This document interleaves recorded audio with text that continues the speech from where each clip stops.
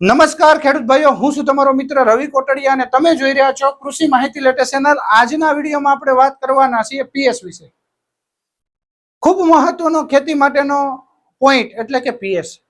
ઘણીવાર તમે બધું કરવા છતાં તમને ઉત્પાદન નથી મળતું, તેનું આ પણ એક રીઝન છે જે છે પીએસ. પીએસ થી જમીનમાં અને પાણીમાં કઈ કઈ ઘટના ઘટે એ આજે હું તમને વાત કરવાનો છું. તો પીએસ મિત્રો બે રીતે મપાય છે. એક છે આપણે પાણીનો અને એક છે જમીનનો. તો પાણી અને જમીનના પીએસમાં શું તફાવત છે એ આજના વિડીયોમાં હું તમને વાત કરવાનો છું. તો મિત્રો, પાણી અને જમીનનો બેયનો પીએસ અલગ હોય છે, બરોબર? તો હરખું જરૂરી નથી કે જ્યારે માનો કે પીએસ જમીનનો 8.3 હોય ત્યારે પાણીનો 7.2 હોય. પણ જે આપણે સારામાં સારો પીએસ કોને કહી શકાય તેની ખાસ આજના વિડીયોમાં હું વાત કરવાનો છું. જેમ કે અલગ અલગ જમીન પ્રમાણે અલગ અલગ એનો પીએસ આંક હોય છે. ખાસ કરીને જમીનના પ્રકાર પ્રમાણે તો હું તમને થોડીક ડીપમાં માહિતી આપું તો આપણે કેટલો પીએસ હોય ત્યારે આપણને કયા કયા પાકો થઈ શકે અને કયો તફાવત જોવા મળે છે જમીનમાં. તો સૌ પ્રથમ વાત કરીએ કે પીએસ રેન્જની. તો મિત્રો, 4.5 થી 5.5 જ્યારે આપણો પીએસ હોય જમીનમાં ત્યારે જમીનનો પ્રકાર ખૂબ એસિડિક કહેવાય, બરોબર? આપણે પીએસ બે રીતે હોય છે, એસિડિક અને બેઝિક. તો 4.5 થી 5.5માં ખૂબ એસિડિક કહેવાય. તેમાં મોટા ભાગના પાકોને અનુકૂળ થતું નથી. ખાસ કરીને અમુક પાકો થાય, જેમ કે શા છે, રબર છે, અનાનસ છે, કેટલા જંગલી છોડ છે, આવા પ્રકારના જે છોડો છે એ જ આમાં ડેવલપ થઈ શકે છે, બાકી થતા નથી. એની અસર શું થાય છે કે જે જમીનમાં પોષક તત્વો છે તે લેતા નથી.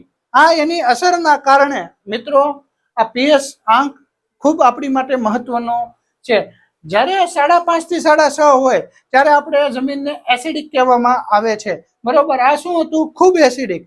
આ માત્ર એસિડિક. એસિડિકમાં શું થાય? થોડી એસિડિક કહેવાય. શા, રબર, અનાનસ, બટાકા અને મગફળીમાં તમારો પાક શક્ય છે થવો. હવે એમાં શું અસર થશે? એમાં ફોસ્ફરસ મોલેબેડિયમની ઉપલબ્ધતા ઘટે છે, બરોબર? આ રીતે મિત્રો પીએસમાં તમને અલગ અલગ તફાવત જોવા મળે. સૌથી સારો પીએસ કોને કહેવાય? તો 6.5 થી 7.5. મિત્રો, આપણી જમીનમાં સૌથી જો સારો પીએસ હોય, જેનો પીએસ 6.5 થી 7.5 હોય, તેના બધા પોષક તત્વો લે છે, જે આગળના સાઇટમાં હું તમને પરફેક્ટ બતાવવાનો છું, બરોબર? તો એને આપણે તટસ્થ જમીન કહી શકાય. શું કહેવાય? તટસ્થ જમીન, સૌથી યોગ્ય જમીન. આમાં બધા પાક થઈ શકે. માનો કે શેરડી, કપાસ, મગફળી, તમામ પ્રકારના જે આપણે ઉપયોગી એવા પાકો છે એ બધા આમાં તત્વો જમીનમાંથી લે છે અને બધું ઉત્પાદન આપણે બધા પાકનું લઈ શકીએ છીએ. હવે વાત કરીએ 7.5 થી 8. તે મિત્રો થોડીક આલ્કલાઇન કહેવાય, બરોબર? સામાન્ય રીતે સ્વીકાર્ય કે ભાઈ આ જમીન પણ આપણી માટે સ્વીકાર્ય છે, પણ થોડા ઘણા છે. એમાં શું થાય? એમાં ઘઉં છે, જવ છે, કપાસ છે, મગફળી છે, તલ છે, સૂર્યમુખી, બધા પાકો થાય. પણ જે તટસ્થ જમીન છે એવા આપણને ઉત્પાદન જોવા મળે નહીં. આમાં પણ શું થાય? આમાં ઝીંક, આયરન જેવી સૂક્ષ્મ પોષક તત્વોની અસર આપણને જોવા મળે છે. એ જ રીતે હવે વાત કરીએ તો કે 8 થી 8.5 આ જે છે આલ્કલાઇન જમીન કહેવાય. આલ્કલાઇનમાં શું થાય? આમાં સાવચેતી જરૂરી છે. એટલે કે હવે આપણે બોર્ડર તરફ વહી ગયા છીએ કે આવી જમીન જ્યારે હોય, તેમાં મેજર સૌરાષ્ટ્રમાં ઘણી જગ્યાએ એવી જમીન જોવા મળે છે જેનાથી મગફળી પીળી પડે છે, ઘણા બધા પ્રોબ્લેમ તમને જોવા મળે છે, બરોબર? આમાં ખૂબ આપણે સાવચેતી રાખવી જરૂરી છે. આવા જો પીએસ આંક જેને હોય એને કયા કયા પાકો થાય? તો કે ઝીંક, બાજરી, કપાસ, જવાર, ચણા, આવા પ્રકારના પાકો થાય છે. પણ એમાં પણ મિત્રો પ્રોડક્શન ઘટવાની ખરેખર ક્ષમતા ઘટે છે. એમાં ઝીંક, આયરન, મેંગેનીઝની અસર અને પરિણામ અસર જોવા મળે છે. ત્યાર પછી આપણે વાત કરીએ કે જે નકામું 8 થી વધુ, આ સૌથી ખરાબ જમીન કહેવાય. જેનો પીએસ આંક 7.5 થી ઉપર હોય તે મિત્રોમાં પ્રોડક્શન આવતું નથી, આમ તો પાક થતો નથી. જેમાં સોડિયમનું સૌથી વધુ પ્રમાણ જોવા મળે છે. આને વધુ આલ્કલાઇન કહેવાય છે. તે જમીન માટે, પાક માટે અનુકૂળ છે નહીં. આમાં કોઈ પ્રકારનો પાક થતો નથી, એમાં વૃદ્ધિ નથી આવતી, જર્મિનેશન નથી આવતી, ઘણા બધા પ્રોબ્લેમ જોવા મળે છે, બરોબર? હવે હું તમને જે વાત કરું છું તે ખૂબ અગત્યની છે, કારણ કે આ સ્લાઇડ તમે એકવાર સમજી લેશો એટલે તમને આખું આઈડિયા આવી જશે કે ખરેખર પીએચ જમીનમાં કઈ રીતે વર્ક કરે છે. બરોબર. તો મિત્રો આ 60 છે, આમાં શું છે? પીએચ અને પોષક તત્વો વચ્ચેનો સંબંધ. જે મેં તમને અલગ અલગ પીએચ માં વાત કરી તે આ ખાલી તમે સમજી લેશો એટલે તમને આઈડિયા આવી જશે કે પીએચ કઈ રીતે, કે આ પોષક તત્વો કેટલા એ લે છે.